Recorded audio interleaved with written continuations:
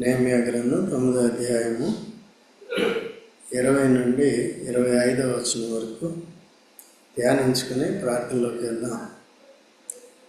వారికి బోధించుటకు నీ ఉపకారాత్మ దయను దయచేసితివి. నీవిచ్చిన మన్నాను ఇయ్యక మానలేదు. వారి దాహమునకు ఉదకనిచ్చితివి. ఇశ్రాయేలీయులు బబులోను బానిసత్వం నుంచి 70 సంవత్సరాల తర్వాత దేవుడు వారిని తిరిగి కనానుకు రప్పించిన తర్వాత వారు దేవుణ్ణి ఈ విధంగా ఆరాధిస్తున్నారు. వారు పితరులకి ఏ రీతిగా దేవుడు ఐగుప్తు నుంచి విడిపించి అరణ్యంలో వారికి ఉపకారములు మేలులు చేస్తూ వచ్చినాడు, ఆ విషయాలన్నీ కూడా వారు గుర్తు చేసుకుంటున్నారు. అయితే ఈ తరం వారు కూడా 70 సంవత్సరాలు బానిసత్వంలో తిరిగి బబులోన్లో ఉండటానికి, చెరలో ఉండటానికి కారణం కూడా వారి పితరులు చేసినటువంటి తప్పులే, ఇంకా అధికమైన తప్పులే చేశారు. అయితే దేవుడు నమ్మదగిన వాడు కనుక వారు పశ్చాత్తాపడ్డారు. తిరిగి వచ్చి లేఖనాలు ధ్యానించారు. ధ్యానించిన తర్వాత వారు పశ్చాత్తాపడి ఒప్పుకున్నారు. ఒక జాము సేపు ధర్మశాస్త్రాన్ని వారు వారు బోధింపబడింది. తర్వాత వారు వాటిని విని వారి తప్పుదాలన్నింటినీ గుర్తు చేసుకుని పశ్చాత్తాపడి ఒప్పుకున్నారు, విడిచిపెట్టారు. తర్వాత వారు స్తుతించడం ఆరంభించారు. పై వచనాల్లో అనేక రీతిలుగా వారు దేవుడు చేసిన మేళ్ళన్నింటినీ గుర్తు చేసుకున్నారు. వారి బలహీనతలు, వారి పితరుల దగ్గర నుంచి ఏ రీతిగా తప్పిపోతూ వచ్చారో అవి కూడా గుర్తు చేసుకున్నారు. మనం కూడా ఎప్పటికప్పుడు మన పూర్వస్థితి, ఆరంభం క్రీస్తులో ఎలా ఉంది, ఇప్పుడు ఎలా కొనసాగుతున్నాము, తప్పిపోవటానికి కారణాలు ఏంటి, ఆసక్తిని కోల్పోవటానికి, విశ్వాసంలో బలహీనలు అవటానికి కారణం ఏంటి, ఎందుకు మనకి ప్రతికూల పరిస్థితులు వస్తున్నాయి, వీటన్నిటిని బట్టి పరీక్షించుకుని వాక్యాన్ని శ్రద్ధగా అనుదినం వింటూ పశ్చాత్తాపడుతూ బలహీనతను ఒప్పుకొని విడిచిపెట్టాలి, కనికరం పొందాలి. తర్వాత దేవుని ఎప్పుడు కూడా దేవుడు చేసిన మేళ్ళని, అంటే గతంలో చేసిన మేళ్ళని గుర్తు చేసుకుంటూ దేవుని స్తుతించడం ద్వారా మనం విశ్వాసంలో స్థిరంగా ఉండటానికి వీలవుతుంది. అలాగే ఎప్పుడు కూడా దేవుని మైపరచాలి. లేకపోతే తప్పిపోతూ ఉంటాం, కార్యకలాపాలు మామూలుగానే చేస్తూ ఉంటాం. ప్రార్థన చేసినా అది దేవుడు అనే ప్రార్థన కాదు. ఆరాధించిన దేవుని దగ్గరికి వెళ్ళి దేవుని మైపరిచే ఆరాధన కాదు. వాక్యం వింటారు కానీ దాన్ని పాటించరు. సో ఇవన్నీ కూడా వాక్యం చెప్తుంది. వారు వినవారమై ఉందరేమో కానీ ఆ ప్రకారం జీవించరనే మాటలు కూడా ఉన్నాయి. నా ప్రజలు అయినట్టుగా నా దగ్గరికి వస్తారు, ఎంతో ప్రేమ మాటలతో చూపిస్తారు కానీ చేతల్లో ఉండదంటాడు. ఎహెజ్కేలు గ్రంథంలో కూడా మనం అనేకసార్లు చూస్తూ వచ్చాం. కాబట్టి ఇప్పుడు తిరిగి ఈరోజు ఏమని వారు జ్ఞాపకం చేసుకుంటున్నారు అంటే, ఈరోజు మనం చదువుకున్న వాక్యాల్లో వారికి బోధించుటకు నీ ఉపకారాత్మను దయచేసింది. బోధించుటకు మనుషులు కదా, అయితే మనుషులు కూడా పరిశుద్ధాత్మ చేత ప్రేరేపింపబడి బోధించిన బోధలే సరిగా ఉంటాయి కానీ స్వబుద్ధిని ఆధారం చేసుకుని, సొంత తలంపులను ఆధారం చేసుకుని బోధించే బోధలు సరిగా ఉండవు. వారిని అబద్ధ బోధకులు అంటారు ఈ నేటి దినాల్లో. ఆ దినాల్లో అబద్ధ ప్రవక్తలు అనేవారు. అందుకనే చాలా జాగ్రత్తగా ఉండాలి. ఈవెన్ మీరు కూడా చదువుకునేటప్పుడు పరిశుద్ధాత్మ ద్వారా బోధింపబడాలి. దేవుని మీద ఆధారపడినప్పుడు ఇది నాకు అర్థం కాదు ప్రభువా, నీ ఆత్మ ద్వారా దీంట్లో ఉన్న సంగతులు నాకు బోధించు, నీవు బోధించినప్పుడు వాటిని నేను పాటిస్తాను అనే తీర్మానం చేసుకుని అలా వాక్యాన్ని చదువుకోవాలి. దేవుని మందిరానికి వచ్చినప్పుడు కూడా ప్రభువా నాతో మాట్లాడు, నేను విని గ్రహించి గైకొనేలాగా నన్ను సిద్ధపరచాలి. మనం కూడా అన్నీ ప్రభు మీద పెట్టేయకుండా మనం చేయవలసిన పనులు మనం చేయాలి. కనుక మోషేకి దేవుడు అధికారం ఇచ్చాడు కర్ర ఎర్ర సముద్రం దగ్గర. అయితే తాను ప్రార్థన చేస్తున్నాడు. ప్రార్థన కాదు, ఇప్పుడు క్రియ చేయాలి. ఏంటంటే నీకు ఇచ్చిన అధికారాన్ని ఆ సముద్రం వైపు ఆ కర్రను చూపించినప్పుడు ఆ విధంగా అవుతుంది. అందుకనే దేవుడు చెప్పాడు, ప్రార్థన కాదు బాబు, నీకు ఇచ్చిన కర్ర సముద్రం వైపు పెట్టి అని చెప్పినప్పుడు అట్లా యాక్షన్ కూడా ఉండాలి. ఆ విధంగా జాగ్రత్తగా మనం భయం కలిగి వాక్యం నేర్చుకోవాలి. వాక్యం ఉన్న సత్యాలన్నీ కూడా అనుదినము కొద్ది కొద్దిగా నేర్చుకోవాలి. పదే పదే చదువుతున్నప్పుడు కూడా మనకి మెచ్యూరిటీ అనేది వస్తుంది. ఫైనల్గా ఏంటంటే పరిశుద్ధాత్మే మనకు బోధకుడిగా ఉండాలి. అందుకనే శ్రద్ధగా మనం ధ్యానించేవారుగా ఉండాలి. కనుక పరిశుద్ధాత్మ దాంట్లో ఉన్న సంగతుల్ని తప్పక మనకు బోధిస్తాడు. ఇర్మియా గ్రంథంలో కూడా అదే వాగ్దానం ఉంటుంది. ఇర్మియా 33:3 నేను బాప్తిజం తీసుకున్నప్పుడు కూడా అదే వాగ్దానం వచ్చింది. నీవు నన్ను గూర్చి మొరపెట్టుము, నేను నీకు ఉత్తరం ఇచ్చేదను, నీవు గ్రహింపలేని గూఢమైన సంగతులు నీకు బయలుపరచదను అని చెప్పాడు. వాక్యం చదివేటప్పుడల్లా కూడా నేను అదే ప్రార్థన చేసుకుంటూ ఉంటాను, దాంట్లో బయలుపరుస్తూ ఉంటాడు. ఇక్కడ సంఘంలో ధ్యానించేటప్పుడు కూడా నేను ఎంటీగానే వస్తాను. I don't premeditate anything. నేను ముందుగానే నేను సిద్ధపడను. వచ్చినప్పుడు అయితే సండే అప్పుడప్పుడు దేవుడు తలంపించే వరకు తలంపించే వరకు వేచి ఉంటాను. ఒకవేళ ఆరాధన వర్తమానం చెప్పాలి, ఇంకేదైనా చెప్పాలన్నప్పుడు, బైబిల్ పఠనం కాకుండా ఏదన్నా చెప్పాలన్నప్పుడు కొన్నిసార్లు చదువుకున్న భాగం నుండే దేవుడు ఇస్తాడు. తలంపించినప్పుడు ఆ విధంగా చెప్తాం. లేదంటే వేరే తలంపులోకి తీసుకెళ్ళినప్పుడు అది నేను స్నానం చేసే వరకు కూడా కొన్నిసార్లు ఆ ప్రేరేపణ అనేది రాదన్నమాట.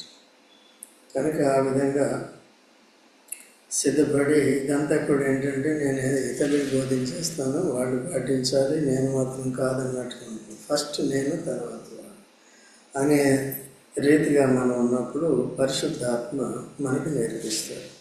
సో అలాగా పరిశుద్ధాత్మ ద్వారా మనం నేర్చుకోవాలి. పరిశుద్ధాత్మ ద్వారా నేర్చుకుంటున్నాను, చదివితే నాకు అర్థమవుతుంది. ఈ సంఘంలో బోధ వినేది ఏంటి అంటే అది తిరిగి గర్వంలోనికి, జ్ఞానాతిశయంలోనికి తీసుకెళ్తుంది. అయితే ఒక్కొక్కరి ద్వారా పరిశుద్ధాత్మే కానీ నానా రీతిలుగా మాట్లాడుతుంటారు. కనుక ఆ విధంగా కాకుండా ఇతరుల బోధ కూడా వినాలి. మన బోధ కూడా మనం పరిశుద్ధాత్మ ద్వారా పొందుతున్నామనే నిశ్చయత మనం కలిగి ఉండాలి. వారికి బోధించుటకు వారికి కూడా ఏమి చేయడండి, ఉపకారాత్మను దయచేసేది నీవిచ్చిన మన్నాను ఇయ్యక మానలేదు. ఇది పరిశుద్ధమైన ఆహారం, దేవుడిచ్చిన ఆహారం. వాళ్ళు మొన్నటి వరకు ఐగుప్తులు అపవిత్రమైన ఆహారం తిన్నారు, భౌతికమైన ఆహారం తిన్నారు. ఇప్పుడు శరీరానికి ఆత్మకి కావాల్సిన ఆహారం మన్నా అన్నమాట.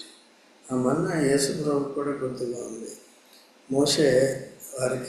మోషేకి ద్వారా దేవుడు అరణ్యంలో వారికి మన్నా ఇచ్చాడు. కానీ ఎప్పుడైతే మనకి యేసుక్రీస్తు ప్రభునే దేవుడు మన్నాగా ఇచ్చాడని యోహాను సువార్త 6వ అధ్యాయంలో మనం చూస్తాం, 35వ వచనంలో.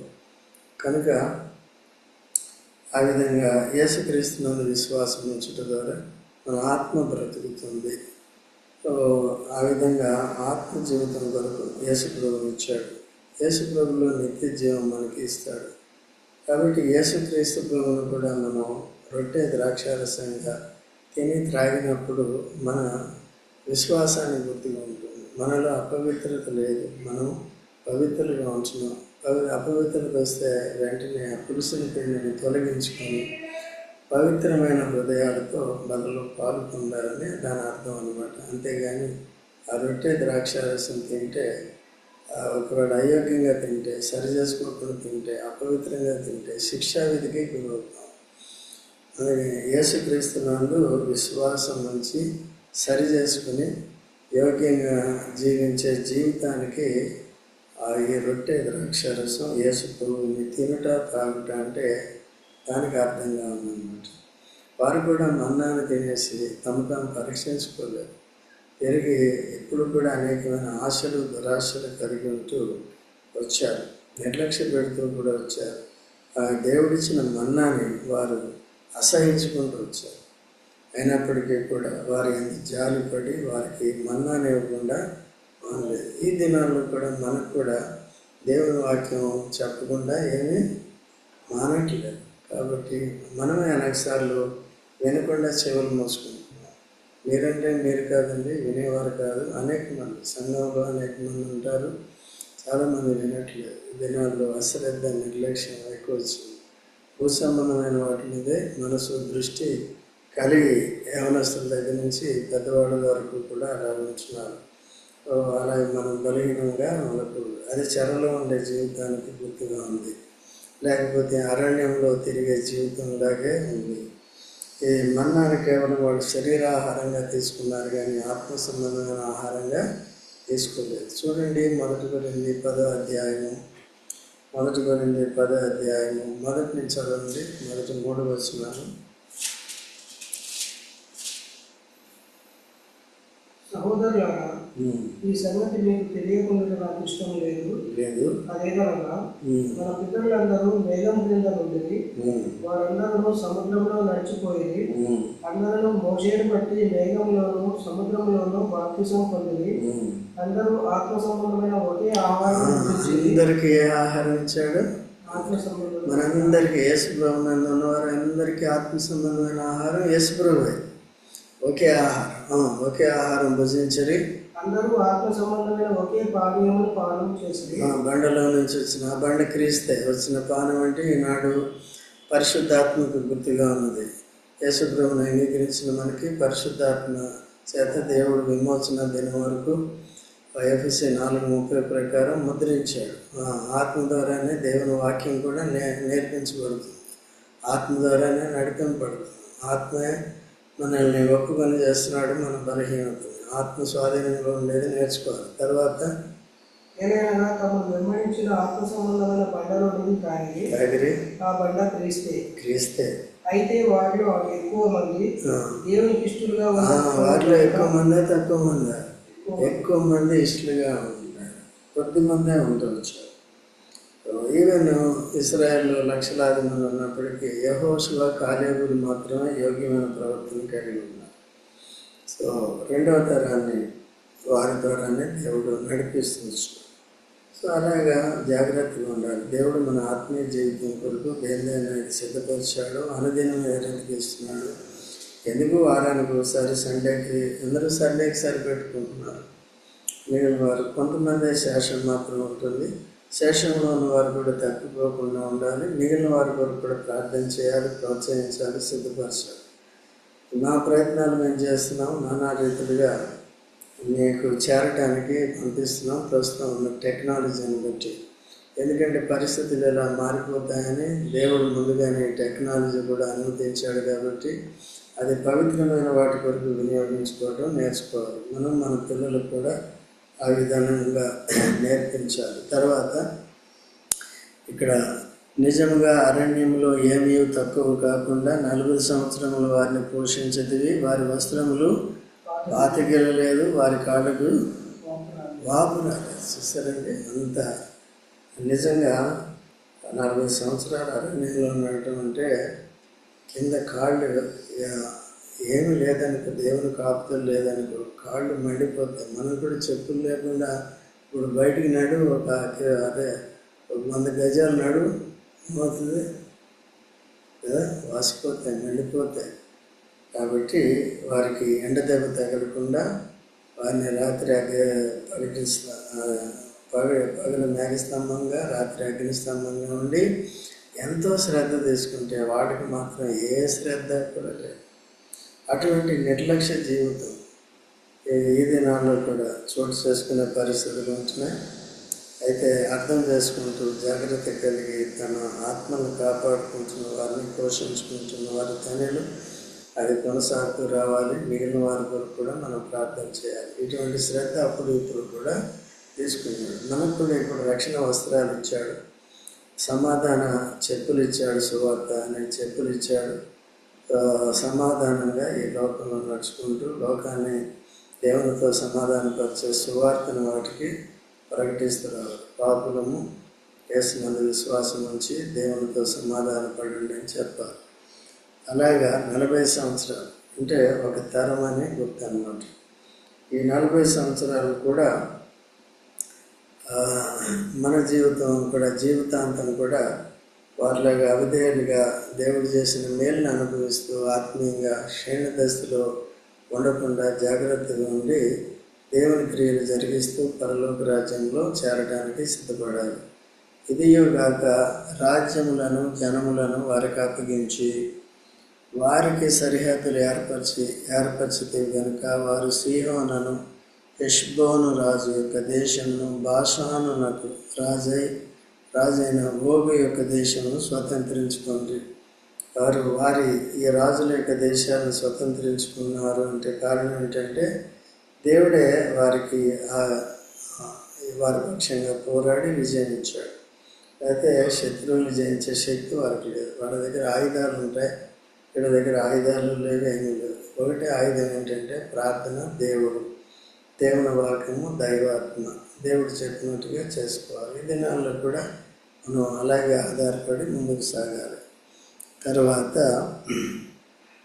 వారి సంతతిని ఆకాశము నక్షత్రములంత విస్తారముగా చేసి ప్రవేశించి స్వతంత్రించుకున్నట్లు వారి పితరులకు నీవు వాగ్దానం చేసిన దేశంలోనికి వారిని రప్పించుకుంది. దేవుడు అబ్రాహాము, ఇస్సాకు, యాకోబులకు చేసిన వాగ్దానము నెరవేర్చాడు. అబ్రాహాము చెప్పాడు, నీ సంతానము ఆకాశ నక్షత్రాల వలె ఉంటాయి. ఒకటి సంఖ్యలో ఆకాశ నక్షత్రాలు ఒకటి అర్థం ఏంటంటే సంఖ్యలో విస్తారంగా ఉంటాయి, లెక్కింపజాలినటువంటిగా ఉంటుంది. రెండోది ఏంటంటే ఆకాశ జ్యోతులు అంటే నీతిమంతుల సంతానానికి గుర్తుగా ఉంది. లేక పరసంబంధమైన ఆశీర్వాదాలు పొందిన వారికి గుర్తుగా ఉంది. కనుక ఆ విధంగా అబ్రాహాము చేసిన వాగ్దానము విస్తరించుట ద్వారా దేవుడు ఆ విధంగా నెరవేర్చాడు. అయితే వారు నీతిగా జీవించారు, ఆకాశ జ్యోతుల వలె జీవించారు. వారి పునాది దేవుని వాక్యం మీద కట్టుకోవాలి కానీ నేల మీద కట్టుకోకూడదు. సో అలాగా దేవుడు నమ్మదగిన వాడుగా ఉండి వారిని నడిపించాడు. తర్వాత వారు వాగ్దాన దేశంలోనికి వారిని రప్పించాడు. ఇక్కడ బానిసత్వపు దేశం నుండి ఎక్కడికి నడిపించాడు? వాగ్దాన దేశం కనానులోనికి నడిపించాడు. రాజుల్ని వారిని సంహరించి వారందరినీ తొలగించి వీరిని అక్కడ నాటాడు. అదేవిధంగా మనం కూడా లోకంలో నుండి విడిపించి తన ప్రాణం పెట్టి రక్తం కాచి మరణాన్ని జయించి మనలో విశ్వాసాన్ని కలిగి చేసి ఇప్పుడు ఈ లోకం నుండి పరలోకానికి, శాశ్వత లోకానికి, నిత్య జీవం ఉండే లోకానికి, నిత్య సుఖం, నిత్య మహిమ ఉండే లోకానికి నేరుగా దేవుని దగ్గరికి వచ్చేలాగా మనం సిద్ధపరిచాడు. ఈ మధ్యలో మనకి ఏంటంటే సంఘాన్ని ఇచ్చాడు. ఇంట్లోనే ఉండకుండా సహవాసం కలిగి ఉంటూ వాక్యాన్ని నేర్చుకుంటూ కలిసి ప్రార్థన చేస్తూ జయిస్తూ ముందుకు సాగేవారుగా ఉండాలి. ఆ సంతతి వారు 24 వచనం, ఆ సంతతి వారు ప్రవేశించి ఆ దేశమును స్వతంత్రించుకొనిరి. నీవు కననీయులను ఆ దేశ వాసులను జయించి తమకు మనసు వచ్చినట్లు చేయుటకు వారి రాజులను ఆ దేశ జనులను వారి చేతికి అప్పగించింది. ఇక్కడ మా పితరులు జయించారు అనట్లేదు, కానీ నీవు జయించి, నీవు కననీయులను ఆ దేశ వాసులను జయించి అనే మాట చెప్తున్నాను. అది ఎప్పుడు కూడా ఏదైనా విజయం పొందిన తర్వాత మహిమ దేవునికి ఆరోపించాలంటే నీ వల్లే విజయం వచ్చింది, నీ వల్లే కార్యం జరిగింది అని చెప్పాలి. అదే ఆరాధన, అదే స్థుతి, దేవుని మహిమపరుస్తుంది. దేవుడి కార్యం దేవుడు చేస్తే మనిషికి చెప్పుకునేది కాదు. దినాల్లో ఆ విధంగా డైవర్ట్ అయిపోతుంది. అలా లేకుండా జాగ్రత్తగా ఉండాలి. తర్వాత ఆ రాజుల్ని, బలవంతులైన వారిని దేవుడు వారికి విరోధంగా ఉండి అన్ని రాజులకి వీరికి తమ మనసు వచ్చినట్లు చేయటానికి ఆ విధంగా వీరికి అప్పచెప్తూ వచ్చారు. అప్పుడు వారి ప్రాకారములు గల పట్టణములను, ఫలవంతమైన భూమిని స్వాధీనపరుచుకొని సకలమైన పదార్థంతో నిండి ఉన్న ఇండ్లను, త్రవ్విన బావులను, ద్రాక్ష తోటలను, ఒలీవ తోటలను, బహు విస్తారముగా ఫలించు చెట్లను, వశపరుచుకొని అలాగే వారు తిని తృప్తి పొంది మదించి నీ మహోపకారమును బట్టి బహుగా సంతోషించారు. ఇప్పుడు బట్టి మన్నాన్ని అసహించుకున్నారు కదా.